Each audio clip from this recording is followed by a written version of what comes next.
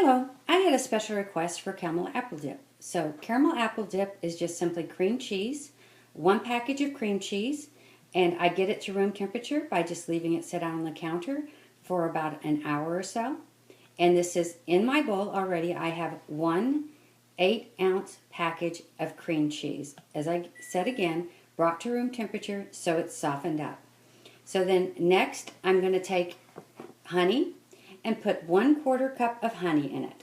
And we do that the same way we measure everything else, only with the honey, because I'm not as exact with this recipe.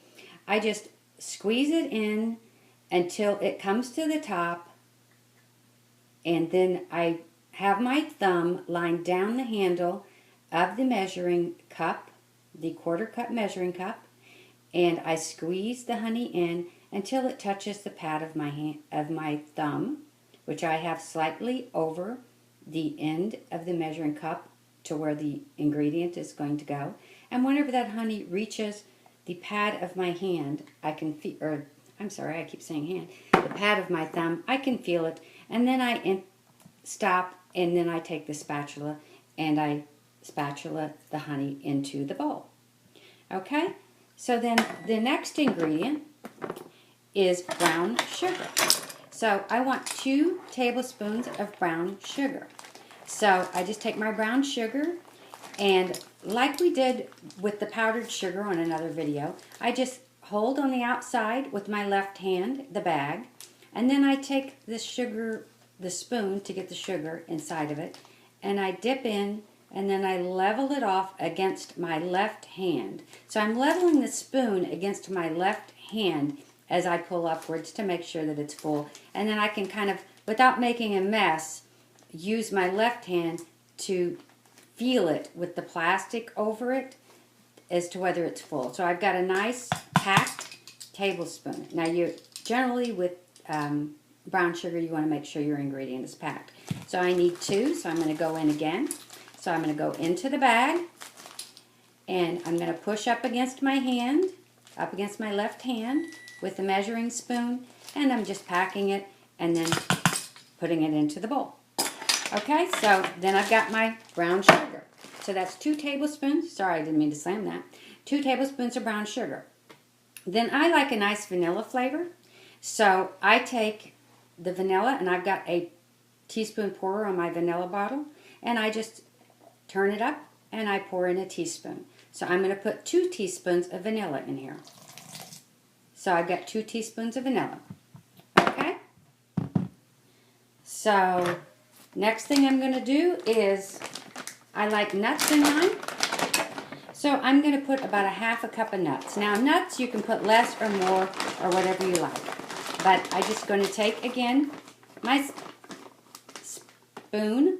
No, it's my cup. I'm going to take my cup, and I'm going to put it into the bag and then level it off with my left hand. And then I'm just going to pour it into my bowl. Always make sure you locate your bowl, know where it's at. All right, so at this point, I've got all of my ingredients used that I had on my tray, because I got my ingredients all together before I began to make this. And then they've been used, so I put them on the next tray, or the right tray. And then I leave my dirty utensils on the tray that I began with. It works out as a nice system for me.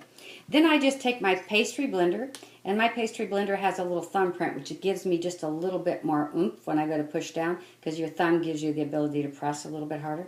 It also helps you keep your direction going the right way. So I hold onto the bowl. It's got a little holder area.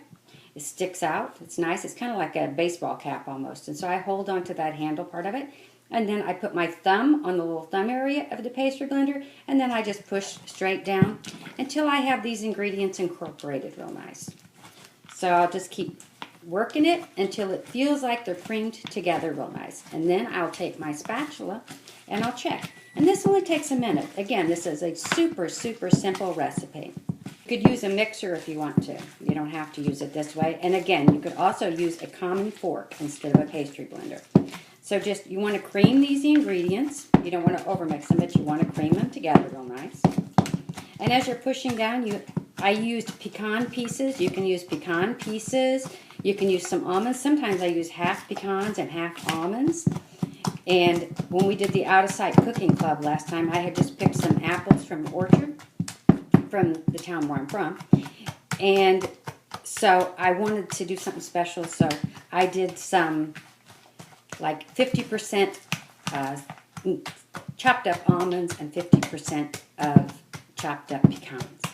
So I'm just kind of pushing my way through this till I get it creamed, and then I'm going to take it a swirl around until I'm finished and I feel like it's the right consistency.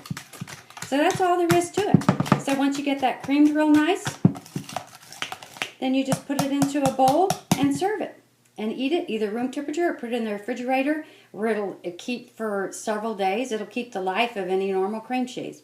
Anyway, thank you, and I hope this was helpful to the person who requested it. I'll try to post that recipe online as soon as possible. Have a great day.